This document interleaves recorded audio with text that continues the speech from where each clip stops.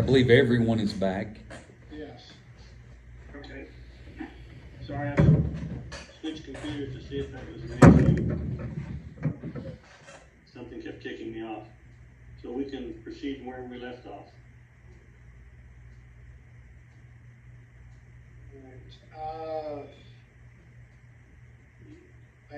Did you hear about the classroom hours required before testing for CAP certification, Mr. Huff? Yes.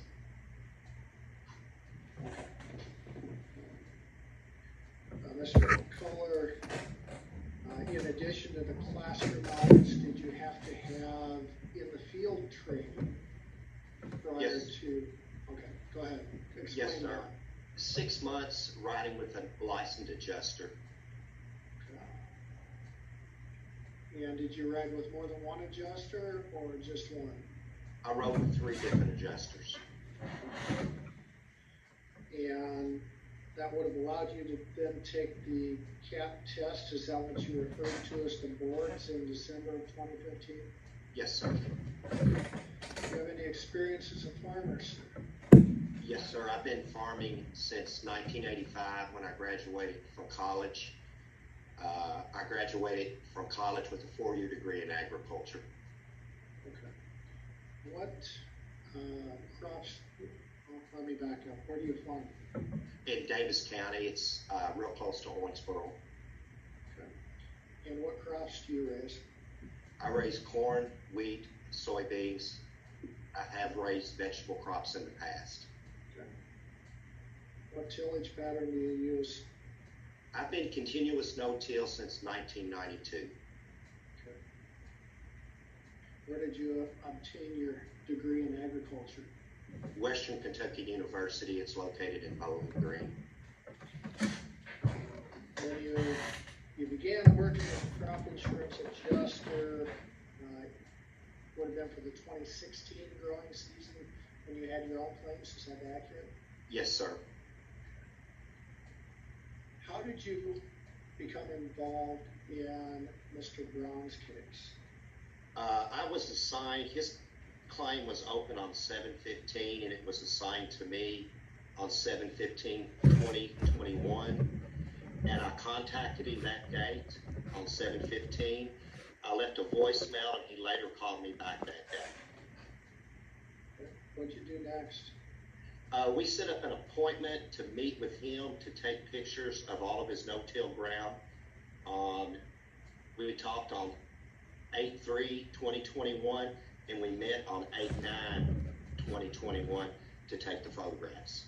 And another adjuster was with me, Who was that? Jason Dossett. And was he working at your direction? Yes, I was the lead adjuster on the claim. So you visited Mr. Brown's fields for the first time on what date? 8/9? 8/9, yes, sir. What did you observe on the prevented acres? The first thing we noticed was none of the fields appeared to be prepared for planting. There was no burn down. Weeds were, in some places, were as tall as me, and I'm 5'10". We also saw tree saplings on some of the fields, which, you know, that's not prepared for planting when there's trees in the field. Okay. Do you have an estimate as to how long or how old the saplings were? Some of the saplings were as tall as me. I took photographs. He bush hogged one field after we originally took photographs. And I went back to that field on 9/21 and took pictures of the stumps that were left in the field. And I think it's in the file.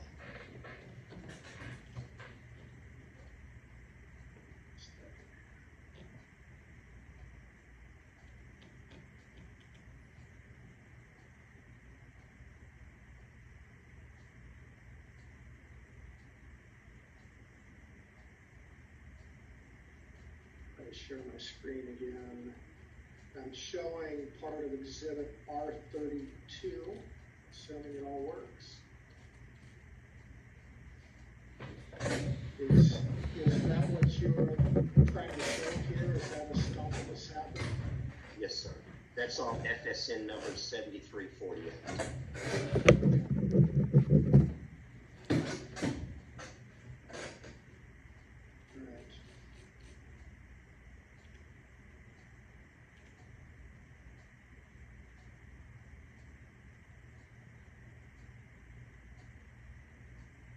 What was the next thing you did when you were adjusting this claims here? Well, we noticed that all of the farms around all of his fields were planted. And so the first thing I went to do was I went to start pulling prison data. Because no acres were posted yet. Sometimes farmers, they might open a PP claim, but then they go ahead and plant it. So we usually wait until they're posted for sure, but we do take pictures before. Okay. And by prism data, is that, what, is that exhibit R12 and 13? There's some later as well. I'll share my screen so you can see the first page. So this looks like Logan County, 15th April through 15th of July. Is that what you're referring to? Yes, sir. That's the ones that I can attach to the claim. Okay. And then when you look at 13, we've got Butler County, same dates. Mm-hmm. I use those dates because of the planning period opens on the 16th and runs through June 15th, but he didn't open the claim until 7/15, so I ran it for those time periods. It's a short term. What did you see when you were looking through the prism data? For Logan County, I saw it was, the period was dry for that period from the 15th of April to July the 15th, and cool. Butler County was typical and cool for those same dates, April 15th to July 15th. Okay. And that's what these gauges in this graph show. Yes, sir.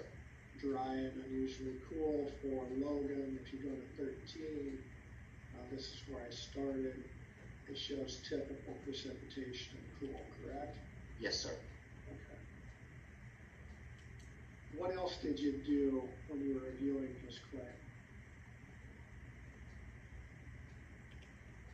I explained to him on the first day that we met him about the new rule, the 1 in 4. Okay. And then I immediately started trying to locate history on some of these farms that he didn't farm the previous year. Okay. Were you able to, let me back up. You explained the 1 in 4 rule and said it was a new rule. Yes, sir. Was this the first year it was expanded beyond the prairie pothole region? Yes, sir. Okay. How did Mr. Brown respond when you told him about the 1 in 4 rule? I would like to object as this is hearsay. Overruled. I'll take it in under that consideration. Go ahead. Okay. I explained to him it was the 1 in 4 rule, and he just answered, that's news to me. Okay. So your impression at the time was that he was not aware of the 1 in 4 rule? Yes. Okay. In any event, you had a conversation about it, and then you went on to discuss the claim. Is that correct, or what did you do next?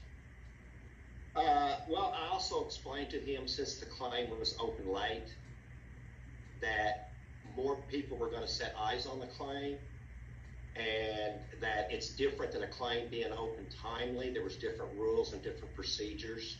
I explained that to him, but it wouldn't be worked fast. It's probably going to be several weeks before, possibly even several months before this claim was decided on one way or the other. And you said it was late notice. You were here when I questioned Mr. Brown about the notification date, correct? Yes. And you said that the claim was opened on July 15th. Is the late notice that you're referring to between the end of the normal planting period and that claim opening date on July 15th? Yes. Okay. Why is that significant? Well, because of the times that the claim needs to be open after the peril. You're referring to the 72-hour rule? Yes, the 72-hour rule. And that's something found in the basic provisions, correct? Yes, sir.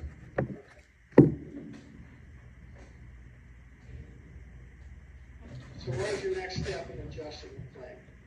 Well, I questioned him on why there was no burn down on any of the fields that he did prevent plant on, and he said he no-tills, he doesn't burn down before he plants. Okay. What was the next thing you did? The very next thing I did was, after he signed the claim, I think it was 8/22, and before that, I contacted Molly, which is one of my managers, and I also contacted Mitch to discuss some of the concerns with this claim. Okay. So the 8/22 signature notice of claim is probably when you close the claim documents ahead of time of claim, correct? Yes, sir. Okay. And that was my error when I was questioning Mr. Brown, when I suggested that was the notification date. You said the claim was actually open July 15th, correct? Yes, sir. Okay. Just want to be real clear about that and acknowledge my error and that Mr. Brown did in fact notify the company of the claim on July 15th, and that's when the claim was open. Okay. The next thing we did was we made pictures of connecting farms that were planted, and we tried to document. We can't always get farm numbers on farms that's not part of our claim, but I took pictures of them and tried to pull the app to get the FSN number of all of the connecting farms of his planted. Every farm that touched his was planted. And why is that important as you review on preventive planting? Because it shows that his neighbors were able to plant.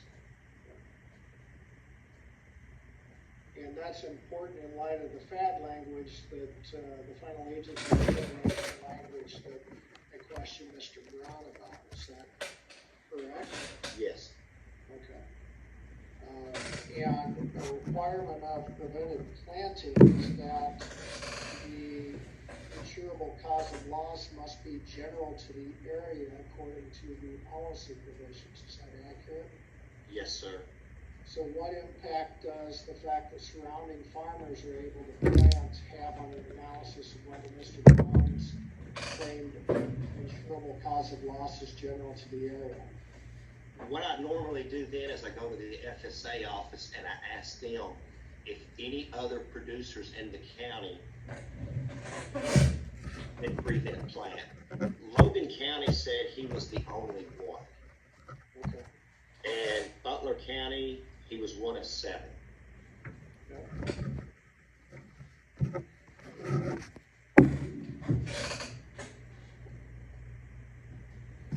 Were you able to determine where those other 7 claimants for FSA PP were in Butler County? The FSA office would not share that unless I presented a 426, but before I can present a 426, I have to have those producers' social security numbers, which I don't have. And they said they couldn't tell me who they were, they could just give me a number. Okay. So without the social security numbers of the producers, you're unable to gain that information regardless of what the farm bill and 426 form says, correct? Yes. Okay. And that was told to you by the FSA office? Yes, sir. And they wouldn't share that information with you even though you tried to get it, correct? Yeah, unless I had a 426. Correct. And the 426 required information you didn't have and didn't have access to, correct? Correct. Okay. What was the next thing you needed? I'm sorry, what was the next thing you did on the claim? Or question, I apologize. I think that is pictures, neighbors. After that, it was just trying to find information on the previous producers before Mr. Brown farmed it, which we could not locate any of that. Okay. You made attempts, you just couldn't get it on Yes. Mr. Brown's behalf. Yes. I don't have any other questions for you. I'll ask you this. Mr. Brown, you can question witness. Okay, Mr. Kohler, I'm going to start whenever you made the statement of saplings on several of the farms. Yes, sir. I believe that I have, let's see here, R32. You're going to share it, or you may try to bring it up? I don't have the ability to share it on my screen. Did you say R22? R32. Now, you made the statement, and I want to make sure that we get this clear, that you saw farms, plural farms, with saplings growing on it.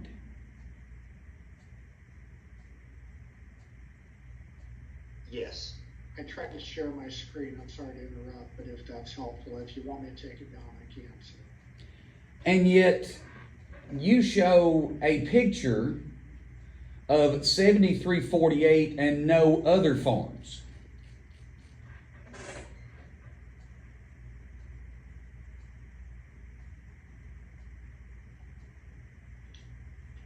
That one I shared the pictures because that was the only one that was bush hogged. Well, in I have a previous picture of 738 before it was bush hogged. And that would be in the time period of 8-9. 7348, but I have other pictures here in R33.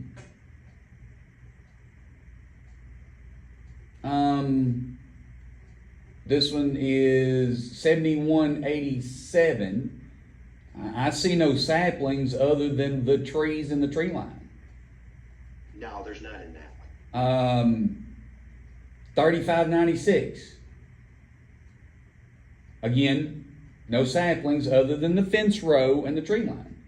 I scroll down. 3597, same thing. So, Mr. Kohler, if there are plural farms here, why are there not plural pictures? I may not have gotten close enough, but there were several farms that had saplings on it. So at this point, I'm going to object to this testimony because it does not have any evidence that shows his statements. Testimony is the testimony, and the arbitrator can give it the appropriate weight to see what's appropriate as well. All right, so let's... Let me, Ms. Brown, I'll allow it in and I'll Okay. take into consideration your objection. Okay, thank you, Mr. Arbitrator. Mr. Kohler, are you familiar with the term planting green? Yes, sir. Is that an acceptable farm practice? Yes, sir. So tell me what planting green is. Planting green is when you plant into a green growing crop. Usually it's in the early part of the season, like into wheat, rye, rape. But it doesn't have to be.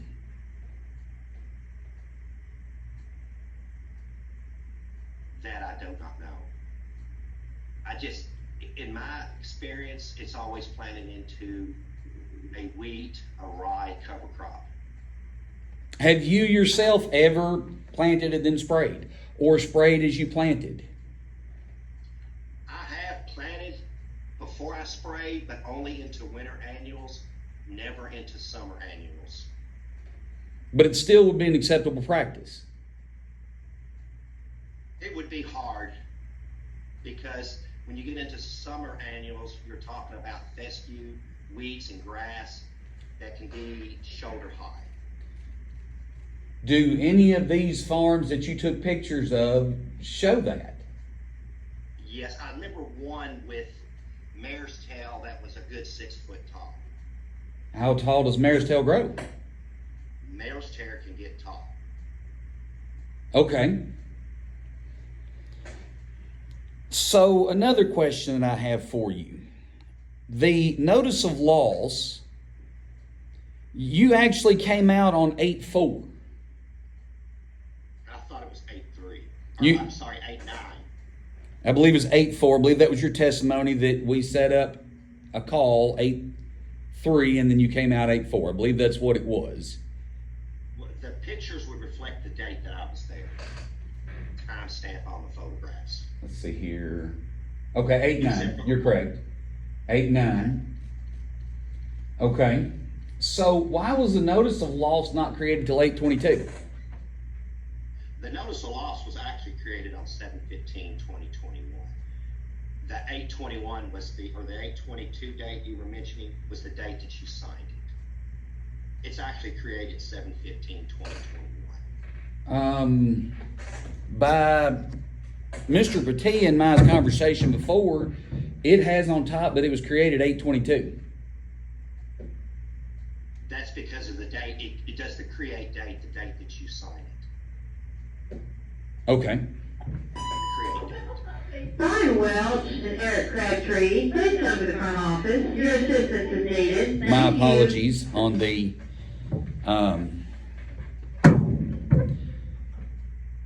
so let's see here.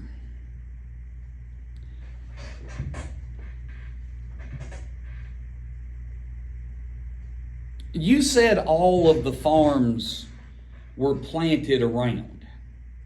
You Yes, said sir. you took pictures of those. Yes, sir. Where are those photos? They're in the claim. Okay, I have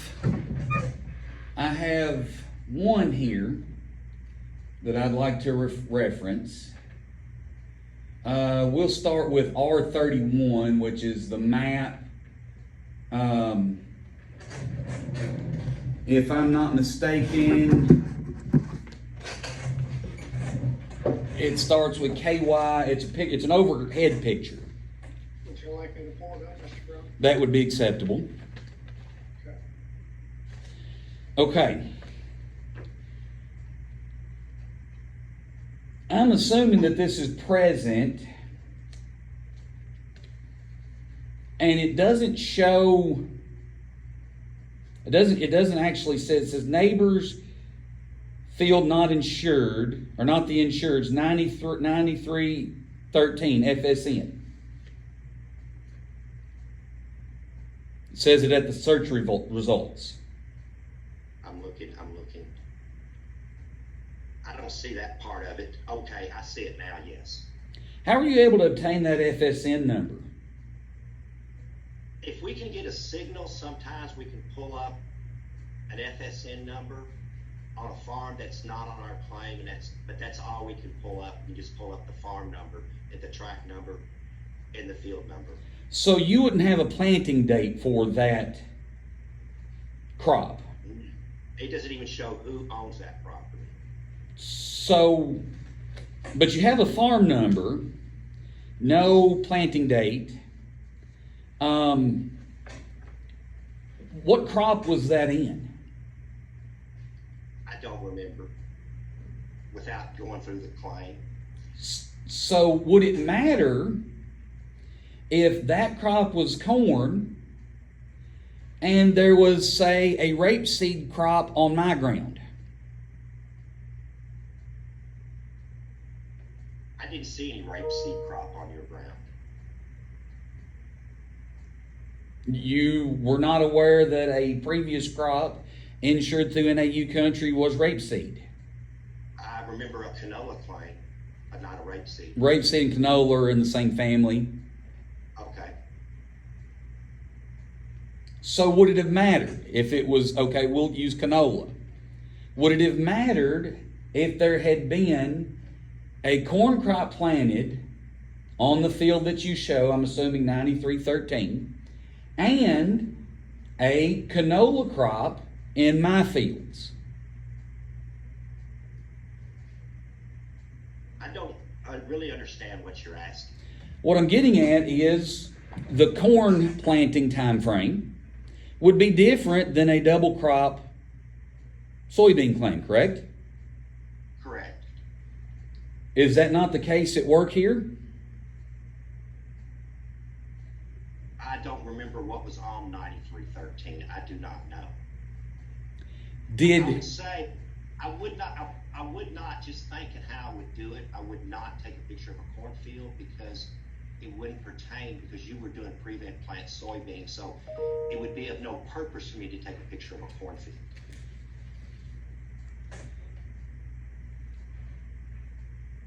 Let's see here.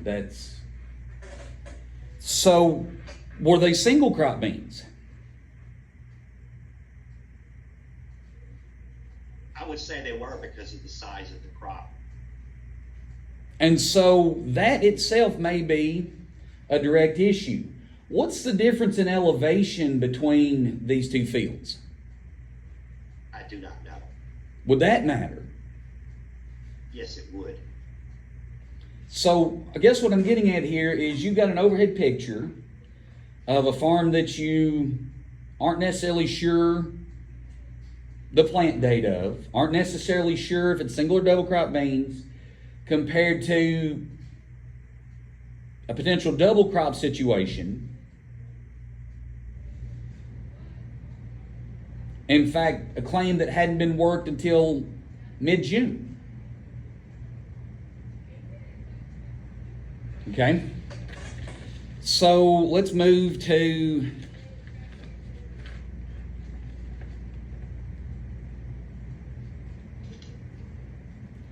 and I'm going to be honest, this next one that's KY 942 9010, it ends in -21.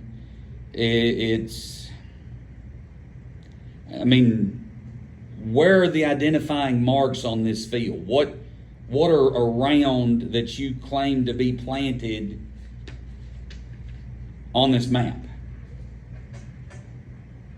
What's the exhibit number, please? It's still the R31. It's just the third page. All right, thank you.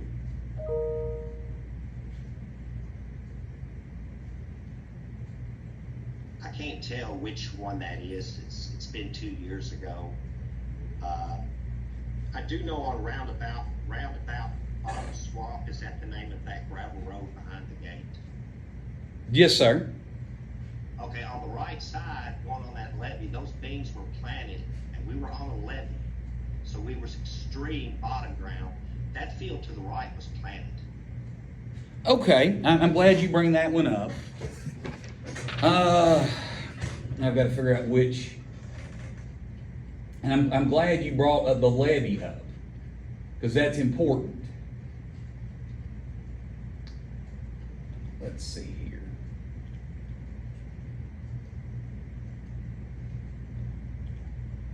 I believe this is, well, now my document's not loading. I believe it is R30.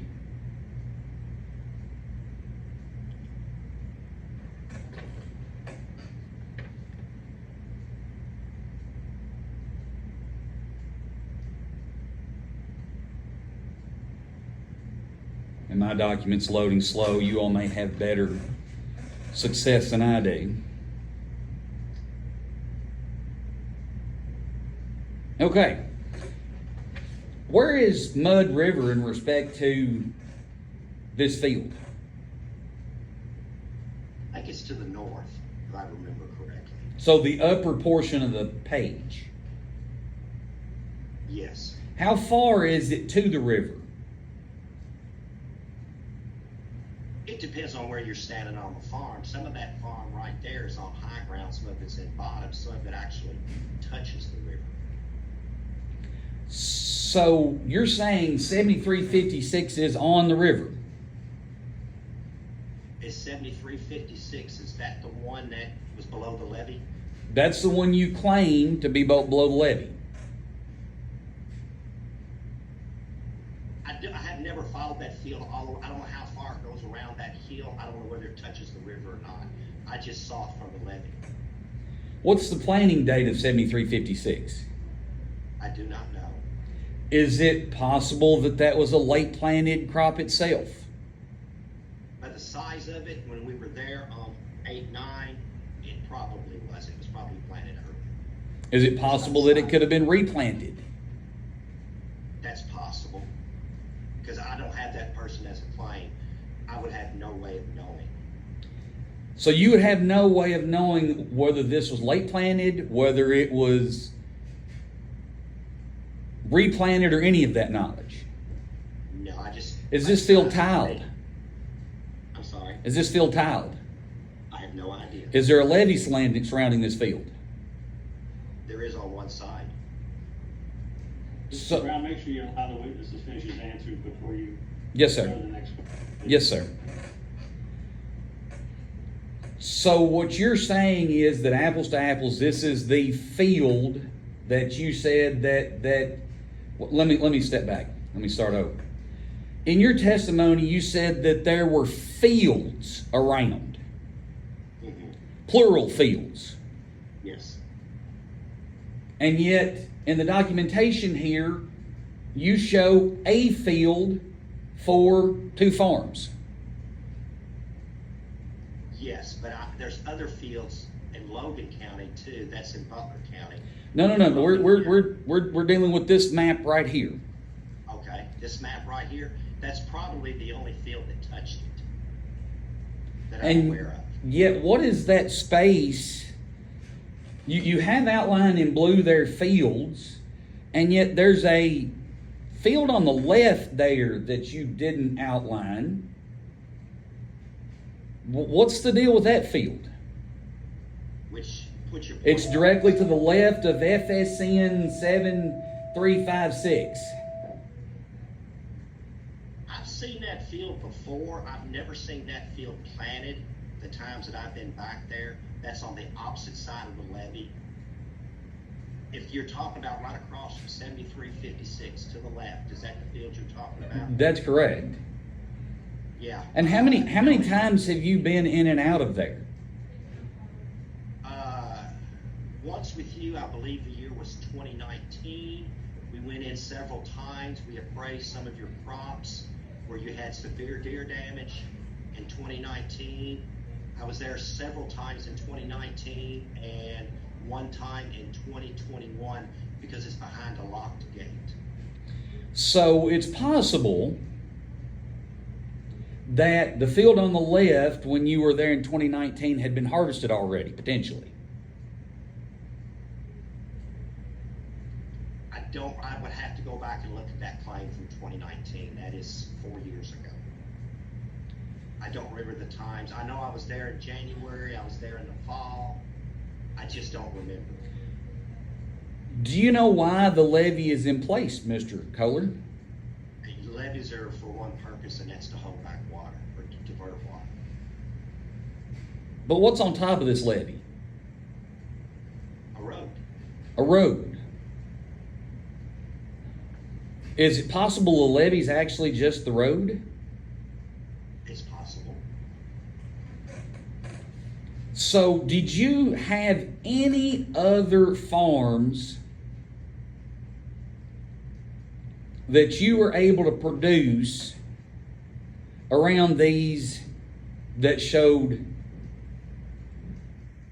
any crop planted on them?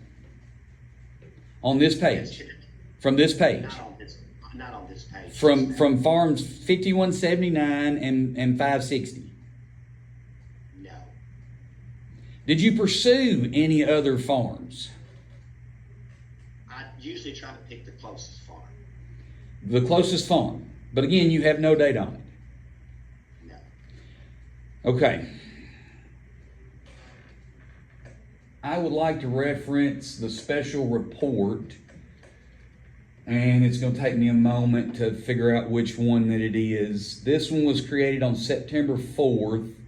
This is a special report. I'm assuming that you generated the special report. Yes.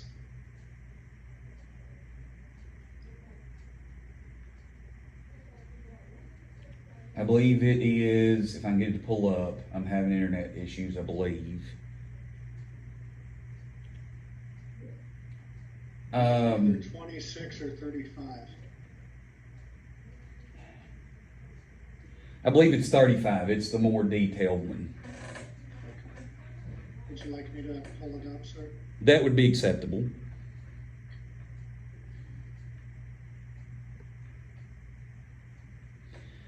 All right, let's go down to where it says FSN 8626. The last statement says, I was unable to locate information on J&S Farming.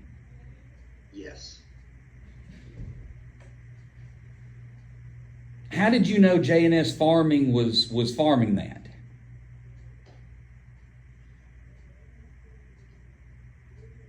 What page of this report are you on? It's the first one. Okay. It's about mid-page. It says FSN 8626. How did you know J&S Farming was farming this? I don't remember at this time. Okay, FSN 6082. It says again, I'm unable to locate J&S Farming. How were you able to determine J&S was farming? On this one. I don't remember how I discovered. I was probably on an FSN. I'm sorry, a 578. It was probably on a 578. Are you aware if J&S Farming was a customer of NAU Country or not? No, I've never heard of them before. So you've never worked a claim for them? Not that I'm aware of. Okay. Not that I can remember. Okay. But if they were an NAU client, then you would have access to their information. I wouldn't, because if I have never worked the claim, I don't have access to their information. Well, let me ask you this, and this is fair and reasonable. If you were working this claim and you came across J&S, would you reach out to someone in your organization to see if they accidentally are? Of course, me and Mitch looked for history on all of these. I went to the FSA office, and there again, they would not provide me any information without. But this is beyond the FSA office. I'm talking about NAU Country clients. If they are, would you so you would say? Yes. And you did that. I tried with everybody's, but I couldn't find who the J&S was the only one I could come up with. But you found that it was J&S, but you don't know how you were able to locate them, but not others. I was thinking it was one of the 578s. If I remember right, that was the canola claim that you had. And one of the 578s had J&S Farming on it. Okay. As previous producer, but that's all I didn't have an address, a phone number, or nothing. Do you know when this information was entered? What information was entered? The FSN 8626 and the FSN 6882. I don't understand what what information was entered. When you entered in FSN, like, I'm assuming you entered these in. When did you enter those in? Oh, I entered those in after you certified and the acres were posted. That's the only way I can get to the FSN number. Okay, so producing a 578 mattered in the claim process. Yes, because it gives you a point of reference to each farm, field, and tract. Okay. Why was there a different special report generated on 8/31 and then one generated on 4/4? Most of the time, special reports aren't generated at one time. We add stuff in as we're working through the claim, and then after we finish it, then we add more to the special report. because we don't always have all the information from day one. We have to dig for information like prism data, history, soil types. There's lots of things that will be added to that special report.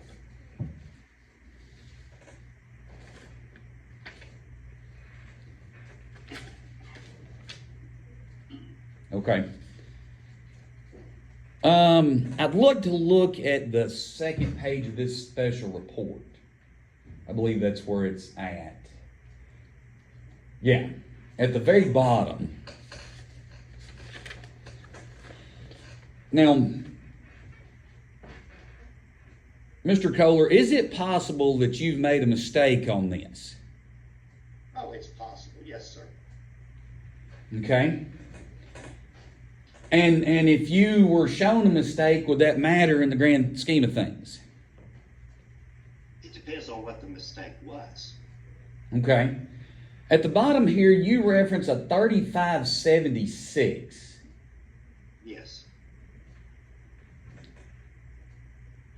Where is farm 3576?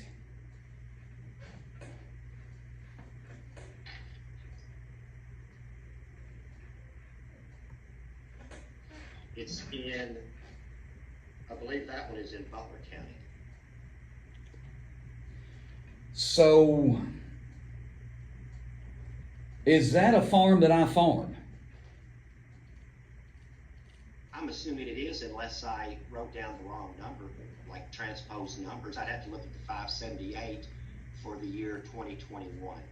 So I would go back and look at the 578 and the reporting maps, because that, you actually transposed a number there. And I also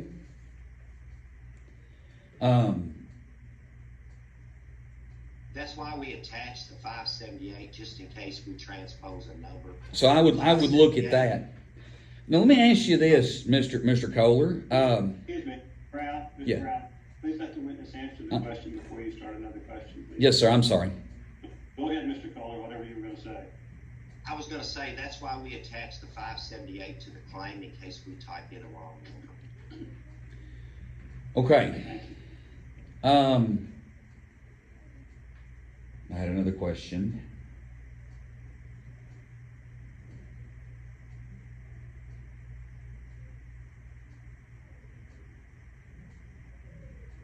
Oh, at any point in time in the claims process, did I reach back out to you for assistance? Yes, yeah, we talked a lot. Yes, sir, we did.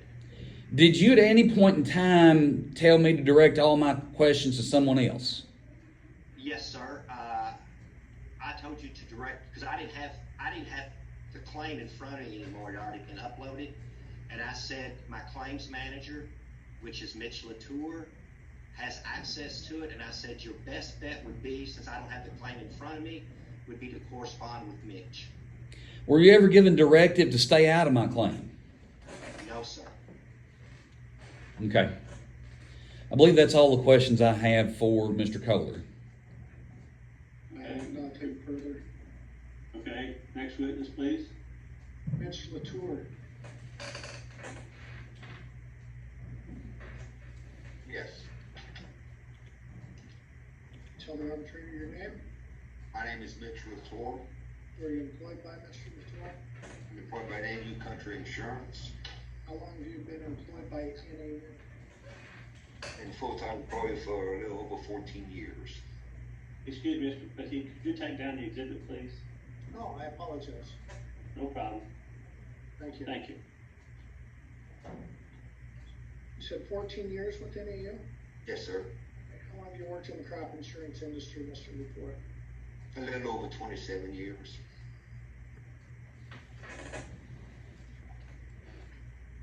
What is your current job title?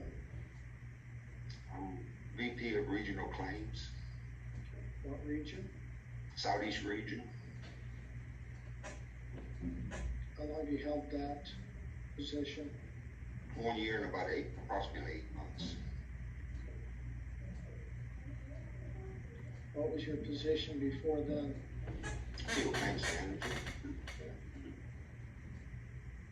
How long did you hold that position?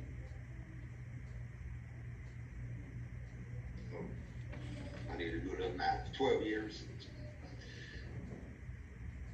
And in both of those positions, is part of your job duties to supervise field adjusters? Correct. Yes, sir. That would include folks like Mr. Kohler, correct? Yes, sir. What other job duties do you have, sir? Training. A lot of training, keeping up with the claims, adjusters, and the claims specialist that we had at that time. In the 2021 crop year, I was the field claims manager.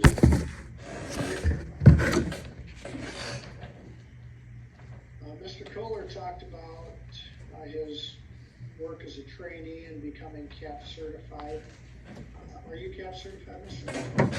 Yeah, yes, it came out after around Hurricane Katrina. After that, it seems like they agreed, the industry, that we should all be CAP certified and we would be dealing with RMA, risk management, and NPCI claims. Okay. It set a standard for everyone. And that, again, allows you to work claims in multiple states rather than being licensed by other individual states. Correct.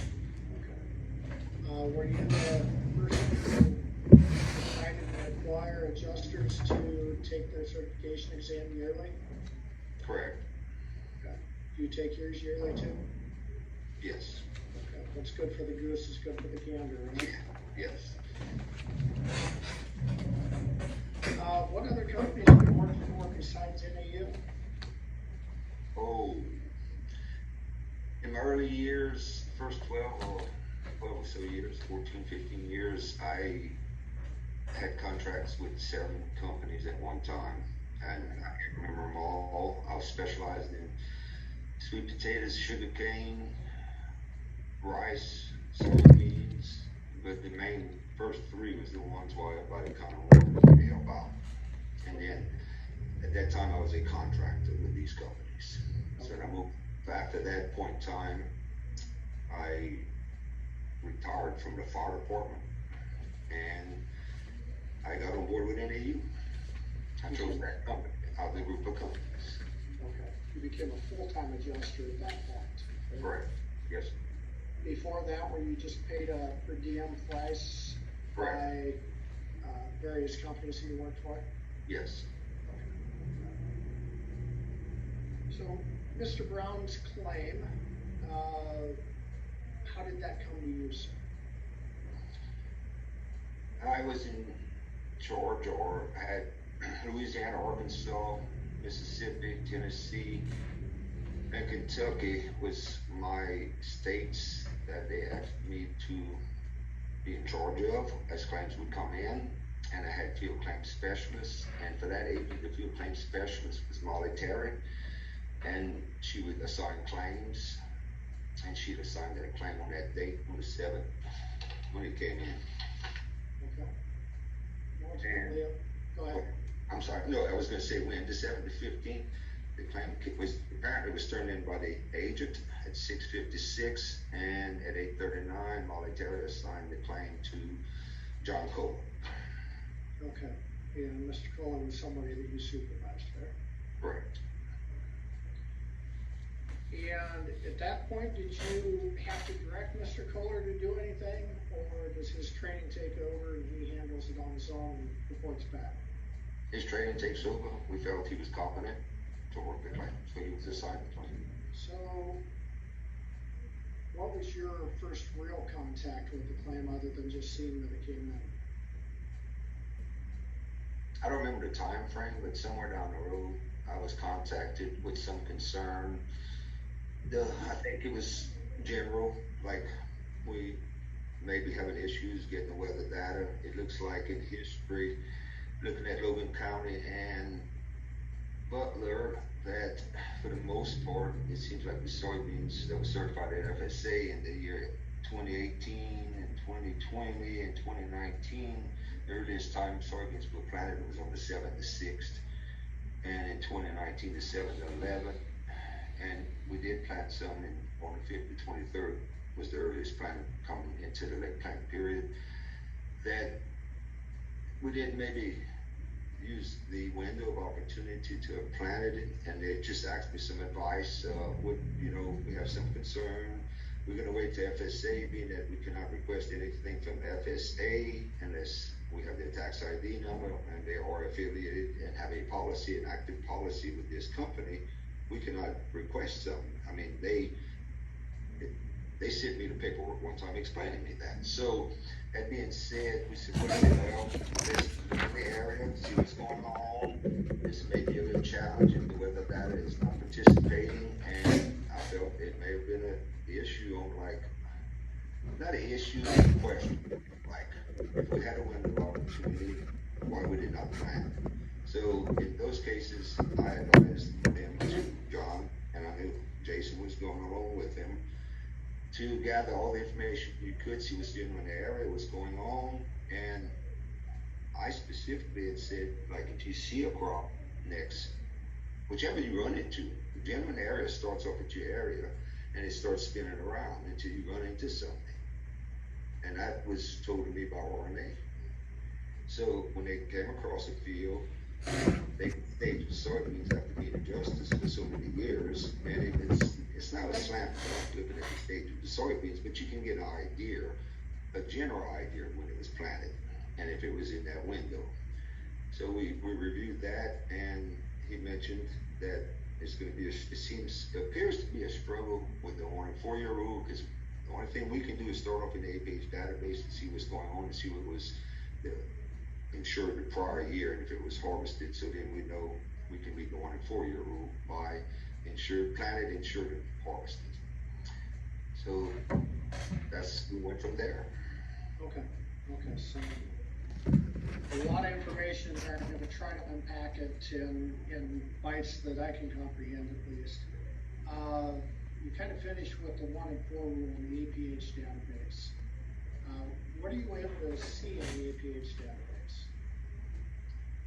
We could see by crop year, the previous, if there is data entered in the APH database. That means that insured had formed that farm number, track, and field, or not field, but for sure farm number, and sometimes they break out the tracks. You can actually see the acres that were planted and actual production. Is that only for the particular insured that you're working to claim for? Definitely, yes. Okay. So it doesn't include information going back to the beginning of time on that farmland, fair? Yes. Okay. So to verify the 1 and 4, you start with the APH database, you go back as far as you can, anything you can verify there, the job is over, fair? Yes. Okay.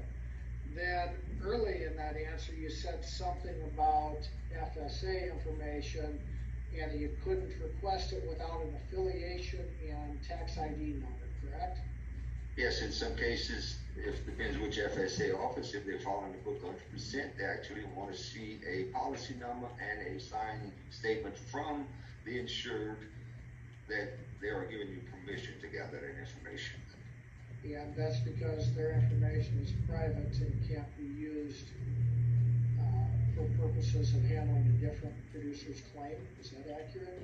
Correct. The only information they would give us to help with a PP claim, after they gather all the information, they would give a blanket statement of how many acres was certified, planted in soybeans, no dates, just certified planted in soybeans for that crop year, and we are certified as PP, which has no bearing if it was actually verified and paid or not. It just says it was certified as PP in that county.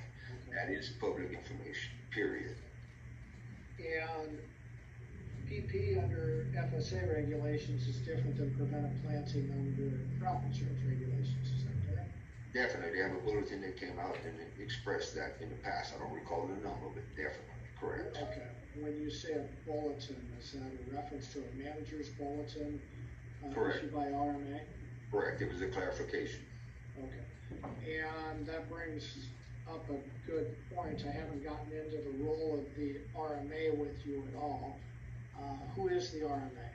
Risk Management Association is an act that was, I don't remember when, to fund this crop insurance, basically.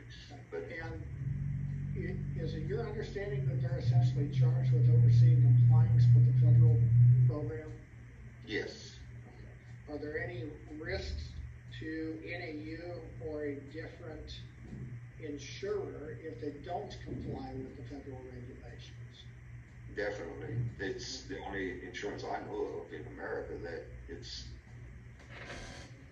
governed by the federal government, risk management. It's an affiliation of the federal government, and that is our guide 100%. And NAU can get fined if they don't comply with federal regs, correct? Definitely. I've seen a time where OIG comes in if it was mischievous or devious. The Office of the Inspector General? Correct. Okay. And the ultimate risk to a crop insurer is taking away their standard reinsurance agreement with the federal government. Is that accurate? Yes. And that means they can't write crop insurance anymore, correct? Yes. Okay. Do you know, is NAU able to charge premiums different than any other company? Nope. They surely better not. And the premiums are set by the government and they're identical company to company, right? Correct. Okay. Is NAU able to pay a higher commission to agents than any other company? Not if you follow the SARA agreement. Okay. So they can't compete for additional policy holders by paying their agents more, correct? Correct. How do crop insurance companies compete for policy holders? I'd say your service, your programs, and different functions like that, but mainly your service. Okay. And part of that service is paying claims when you can within compliance regulations, is that fair? Correct. All right, guys, things are getting finalized in the cafeteria, so I think if y'all want to come in there, just find a seat somewhere, and we'll chat a little bit before we get the line going. So all faculty, staff, and let them eat first. If there's any kids in the building, I think we're going to have plenty of food. Just have faculty, staff go through first, and you guys come on in the cafeteria. Apologies. Muted for a moment, so we can go ahead, I suppose. Mr. Latour, you have worked in the crop insurance industry for 27 years. How many arbitrations have you been a part of? Several, I don't know the number right offhand, several I have. More or less than 10? Right at 10. I'd say that. One every 2 or 3 years, is that a rough estimate? Correct. Okay. And how many states were you covering as a field claims manager? And that date, 5. Okay. How many states do you cover as a VP of regional claims? 13, 14, I don't want to tell a story. Okay. Is it fair to say that most claims don't result in an arbitration? Yes. Would you be able to estimate how many claims do result in an arbitration? What percentage? In my world, let's say if I have between 8 and 12,000, maybe 1 or 2.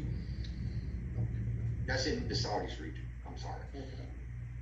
But out of thousands of claims, you might have 1 or 2 that result in an arbitration. All right, so back to the FSA regulations. When you said you had to have an affiliation, what does that mean?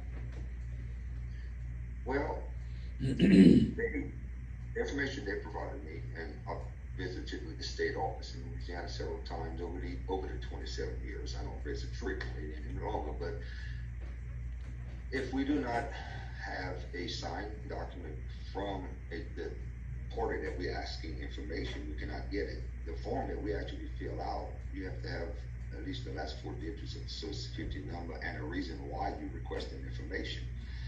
But if we're affiliated and we have a policy with them, we still cannot divulge the information just randomly. That is not allowed by our law. If you were insured with us, you know, it would be the same. We could not divulge anybody's information, you know, on any policies, what I'm trying to say. Even though we are affiliated with them, we can't share that information. The same with FSA. They can't share that with us. And you have to have a minimum of 4 digits of the tax ID, and so you'd have to know the name of the person, of the entity to go get the tax ID information. Then you'd have to have them to cooperate to have the FSA disclose that to NAU. Is that fair? Yes, but if FSA, if we do not have a policy number to show the affiliation of why we're asking this, or at least at their request, a notice of loss, something to tie it in. So you can't get information from somebody that's insured by a different company. Correct. So for example, Mr. Brown mentioned McKinney information. McKinney was insured by Farmers Mutual Hail. You wouldn't be able to get his information unless somehow you had insured him prior and just added it in a used database somewhere. Is that fair? Correct. And there's not very many cases where I would try to get that information, because basically we have all the information that was agreed upon when we set up a policy with an insured. If there's any other information that's needed, it's the burden's on the insured. That's written. That's part of the basic provisions. Correct. That's right. That's why I don't as a company go there. So ultimately, Mr. Kohler gives you a packet containing all the information he found during his investigation, right? Correct. I'm getting some feedback here. Is anybody else? It was my bell. Okay, got it. It sounds like it's over, so got it. And then you're the guy on the policy who has to make a decision. Is that fair? Yes. Okay. So you then, you've got this information from Mr. Kohler. What do you do? I start reviewing everything, and in some cases ask for clarification, or, you know, we have a lot of conversation, and truthfully, we try to find out everything we can to any claim we work to pay the claim. That's what we do it for. So I look at everything from the weather data to what we gathered facts or documentation, put a 1 in 4 year rule if that's the case, just generally the whole policy on whatever claim we're working. And as part of the claim, you reviewed the PRISM weather records that I referenced with Mr. Kohler, correct? Yes. Mr. Brown sent in some weather records as well, correct? Correct. That's exhibit R29. I'm going to try to pull that up.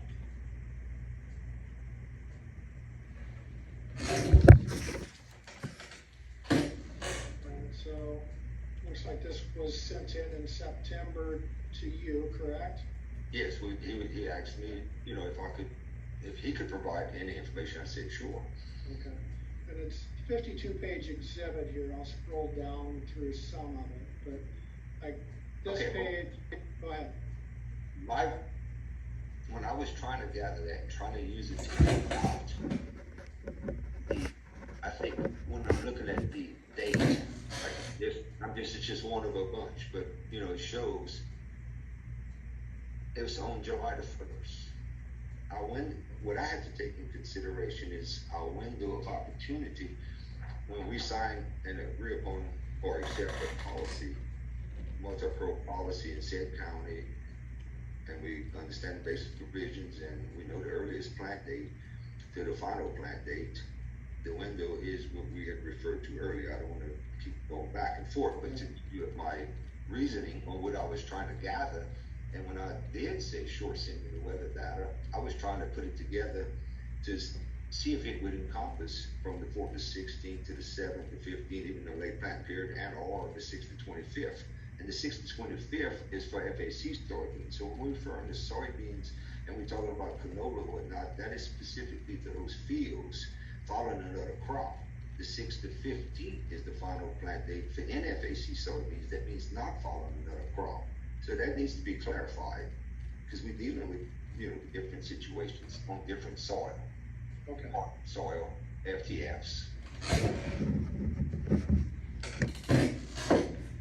So this particular record, NAU 176 is the base number, is outside the normal planting period, right?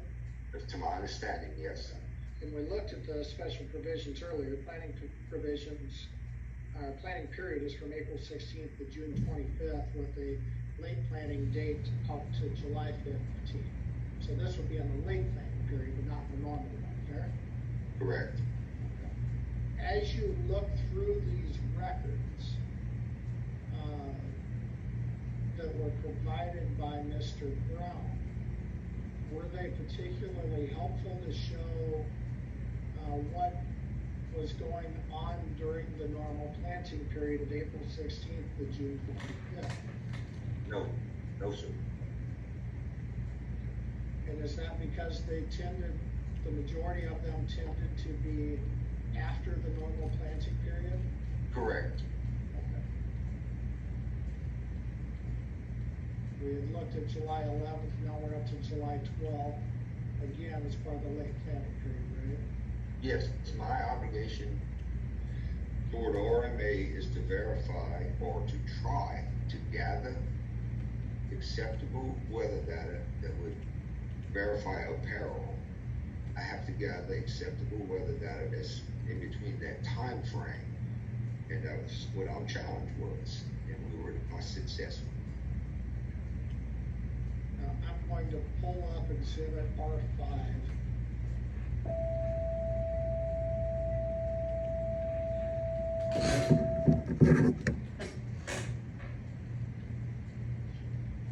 This is your October 25th letter to the insured, Bill and Scott Farms Incorporated in Hopkinsville, Kentucky.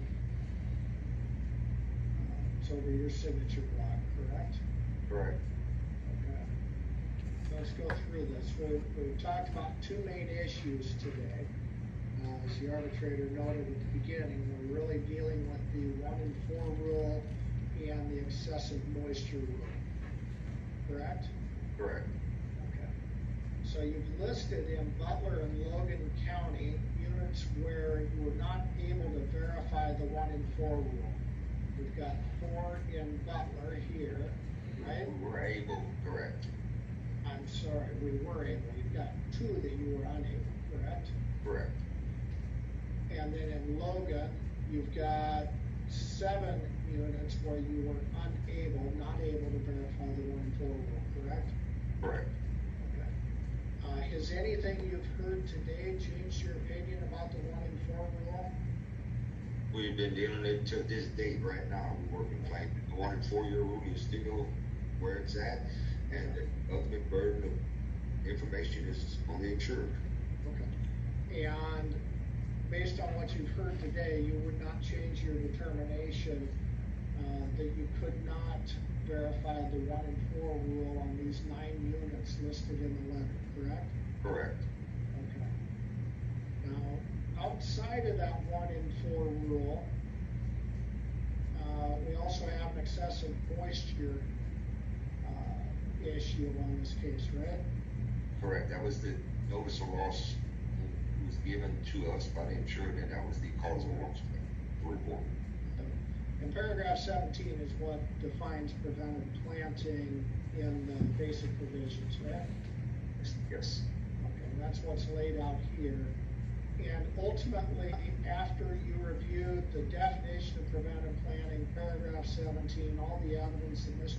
Kohler provided, and then all the additional information that Mr. Brown provided, did you conclude that you cannot pay a preventive planting claim or recommend payment of a preventive planting claim due to lack of proof of excessive moisture?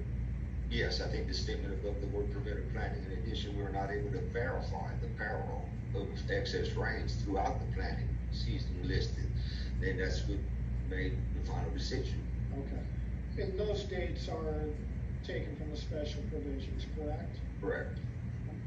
And was I correct earlier when I suggested there's no obligation to plant in the late planting period? Correct. And the day after, you can actually turn in a PP plan. The day after the normal planting period, so June 26th? Correct. I'm sorry, June 16th. I mean, the 16th, well, let's clear that up. Okay, for that one spot I had FAC soybeans where they had canola planted, that date is the 6th to 25th. For the NFAC soybeans, it's the 6th to 15th. There is a 10-day difference there. Okay. So technically, the claim could have been turned in on all the other ones that was not following a second crop after the 16th of June. Okay. In any event, the notice wasn't turned in to the middle of July, but there was no proof that established excessive moisture, in your opinion. Is that accurate? Correct. Okay. And that's ultimately why you wrote that October 25th letter? Correct. And then Brad Fink later sent an additional determination letter, which is R4. It also included, it is R6. In November of 2021, it also included information about the canola claim and production claims. Is that correct? Correct. All right.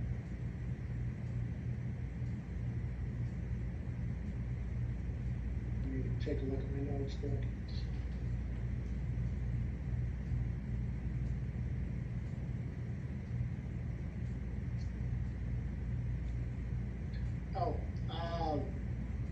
When acres are determined to be prevented planting, is there a premium charged on those acres? When they are or aren't, I'm sorry. When they are not accepted as prevented planting? No, sir. Okay. So no premium has been charged to Bill and Scott Farms in this case for the acres claimed as prevented planting, correct? Correct. Okay. And if in fact there was a claim awarded, any yield would request an offset for that premium, correct? Correct. I don't have any other questions. Mr. Arbitrator? Mr. Brown, before you start, let's take a short break. That's what I was gonna ask. Take about 10 minutes or so. Okay, thank you. All right, let's come back at